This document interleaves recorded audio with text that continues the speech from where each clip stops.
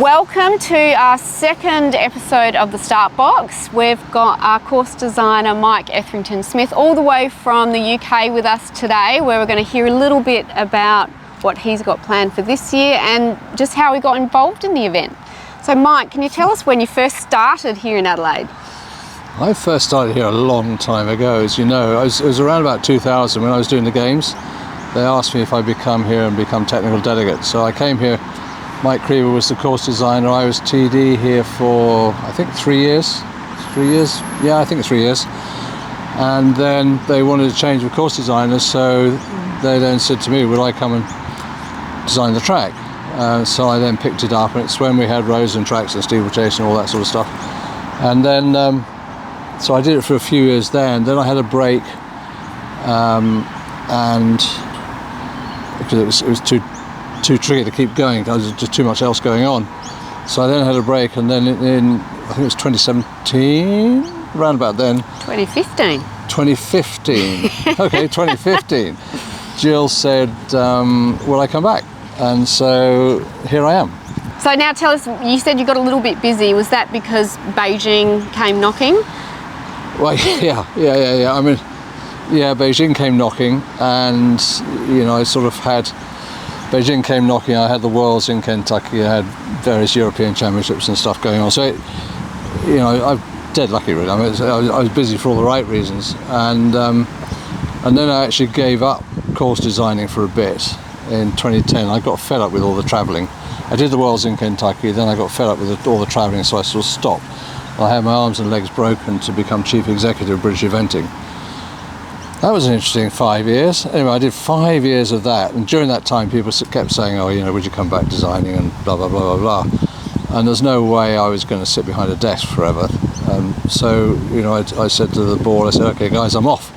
I've done 5 years, and, you know, I've had enough, and I've got lots of requests, attractive requests to come back course designing. So I got back into it. And I can imagine Jill would have been pretty firm in saying that coming back to Adelaide was something that you had to do rather than... My life, I'm ruled by bossy women. Yeah, no, Jill said, I mean, she was great, because Jill said, oh, is there any way you could persuade you to come back down to Australia? So I said, yeah. I had been doing Sydney, I'd forgotten about that. I've been in Sydney, and I've been also doing some course advising around here with some of the course designers over here. So I kept coming down here, and so it was an easy... I mean, I just love coming to Australia. I mean, Sue and my wife, you know, we love Australia. We've been coming here since the mid-80s, heaven forbid. It's a long time ago now. And so, yeah, no, it's great. And this has its unique challenges. The event here, it's the only city centre venue, as we all know, and we keep talking about it. And over time, we've got squeezed a bit, and you're squeezing us now a bit more this year in terms of real estate. But fortunately, next year we can go up to one of the ovals that we used to use, which is great. And because your plans for expanding the event make complete sense. As a former event organiser, I'm with you 100%. It makes complete sense to expand that footprint. But that in turn puts a bit squeeze on where we can go. Thank you very much. Yes, well, thank you for obliging. But no, it's great. You know, we've got to ring the changes a little bit, because it is actually, as we know, it's a little bit limited as to where we can go here. There's only certain places you can have combinations, and you've got to be very careful how you use the trees here. You can blow a horse's mind if you're not careful. You can surprise them. So you've got to be a little bit cute, not just what you're doing to the horses physically, but mentally as well. Particularly in a place like this, where the horses can get very suspicious. If they get suspicious, they don't jump well, as we know, you know, and that's when things can go wrong. But it's great. We love coming here. It's a great event. You guys do a fantastic job. And first and foremost, at my age, you know, it has to be fun, and we just love coming. So thank you. No, pleasure. We love having you. And because it's not just Adelaide that's the only 5-star on your roster at the moment. You're in Germany as well. Yeah. I'm doing 2 of them. I have been doing for a few years now. I've been designing at this level for more years than I care to think, really, since the early 90s. So when's that? Yeah, 30 plus years I've been designing at 5-star level. And it's great, you know, just very, very lucky. And it's been fun, and I've got another Europeans coming up in a couple of years, and a few other things going on. I'm an advisor in LA, So you're an advisor in LA. Obviously, as far as international course designers goes, you are, very experienced in this. Old. Yes. Old. Oh, it's okay. Old. It's fine. Old, but very experienced in Australia. As you said, you've been involved with Sydney Olympics, the Sydney 3-day event, Adelaide. You've done, course advisory across the country. And so, you're not that old that Brisbane is not outside of the calendar. No. I got a phone call the other day about 2036. A bloke. I said, whoa, 2036? I said, I might be bloody dead then. So, and I said, how old are the bloke around? I said, how old are you then, Richard? He said, well, I'm 67. I said, exactly. Do you seriously think we're going to be wanting to do anything in 2036, even if we're still alive? He said, no, good point. I said, right, exactly. So we need to find some young people. Yes. Well, and that brings me on to the next thing, the young people. Young people. I love mentoring people and helping people and things like that. And it's great because there are a few good young course designers, not many around the world now, that are coming through. And, a few of us who've been around for a long time, we have a responsibility to help them get opportunities. If they want to pick our brains, such as they may be, then great, we have that. And so for here next year, we've got Clayton Fredericks, who's doing the Oceania Championships next year, the 4-star, and Ewan Kellett's coming as 5-star assistant course designer. So it gives them exposure and gives them opportunity. And you've got younger people coming through. They've got to be given the opportunities, and they've got to be given the opportunity to get a bit of a profile on the international stage. And it'd be great to think, if they grow on and become, get a profile that's well received and well accepted on the international stage, they could be in the frame for consideration for Brisbane, which would be great. Ideally in Brisbane there would be an Australian course designer. Who knows? It's too early to say, but let's give them a chance. Absolutely. Now, a little bit more about Adelaide specifically, when you talked about its unique challenges. Whilst we talk about the challenges of a pop-up event in an urban setting, what are some of the really unique things that actually make us stand out against the others? I think it's a really good question. I mean, it comes with, as we all know, all sorts of challenges, and it's back-end loaded, and it's very short lead time to do the build and all that sort of stuff. But what's fantastic about this is it brings the sport to the people, to put the sport in a city centre venue. Okay, it's unique, but it's fantastic.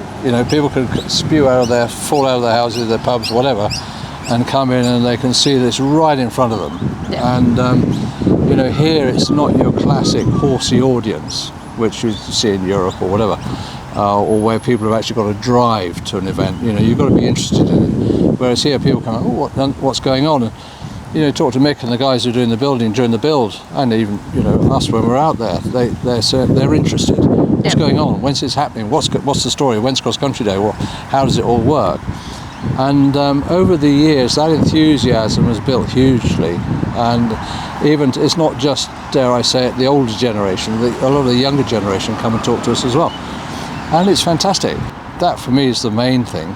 I don't know if you agree with that. Absolutely, and I think that family-friendly urban audience is something that we have to cater for. And I think what's great from our perspective is if we're familiarising people outside of our sport with eventing, it means our ratings come Olympic time, they're going to tune in and watch because they're familiarised with it, and they say, I see that in my backyard, in the parklands of Adelaide.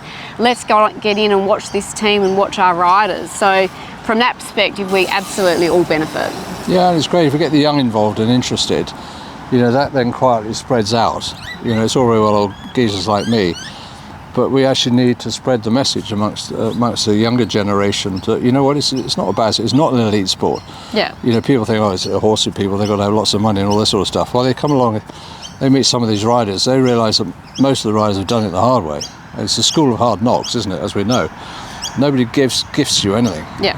And they're normal people who've done bloody well to get on and hit the top of the sport. So we're 5 months out from the event. What are you doing down in Australia? And which we made use of your time, but tell us a little bit about what brought you down. Well, we're on holiday. Oh, is the thing. And we started off in Brisbane, then we went to Sydney, and now we're here, and then we're going to New Zealand. And promised Sue sort of, okay, now you're not going to do any work, she said. So I said, yeah, no, we'll be fine. And so we've ended up here in Adelaide. And as I mentioned earlier on, my life is governed by bossy women who twist my arm. And Kirsty said, can we meet up? And so I think we were always going to. I mean, it's not as bad as I'm making out. In fairness, we were always going to, because I thought, well, actually, could start, getting some ideas for next year. We've had some ongoing discussions because the footprint around the core area is going to expand, so which means we're going to go back up to one of the ovals that we used to go to. So it was a good opportunity to have a bit of a look at that, talk to the school, and but also we're going to go and talk to the city because we got some developments. What's the process as a course designer do you go through when putting the course together? So I get my initial thoughts. First step is to decide the route, where we're going to go, whether they're going to turn it round or whether they're going to stick with what we're doing, which is largely a budgetary issue. A certain amount this time will depend also what comes out of the discussions with the city as to whether staff they can commit to certain things being done by next year or not. And then once we get answers to that, I can then start going firm. Work with Mick and with Clayton. Mick will come up with a costing if I got some new fences. And that all then goes to Kirsty, and she says, yeah, that's fine. Oh no, you can spend another 50,000, that's fine. And is that all? She says, yeah, we can give you more than that.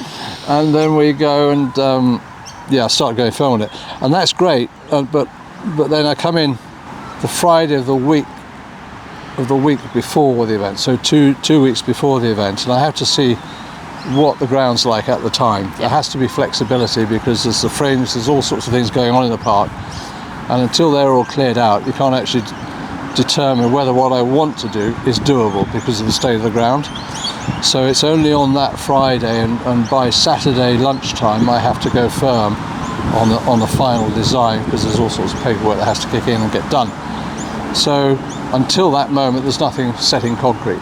But by the Saturday evening, of sort of 2 weeks before Cross Country Day, the plans are definitive, and then we go from there. And then Mick and the guys know what the plan is, and they kick me out of town, say go away, we don't want you hanging around while we're doing this. And then I come back in the end of the week before the competition, and we do the final bits and pieces, and dressing and roping and laning and all the ground preparation that needs doing.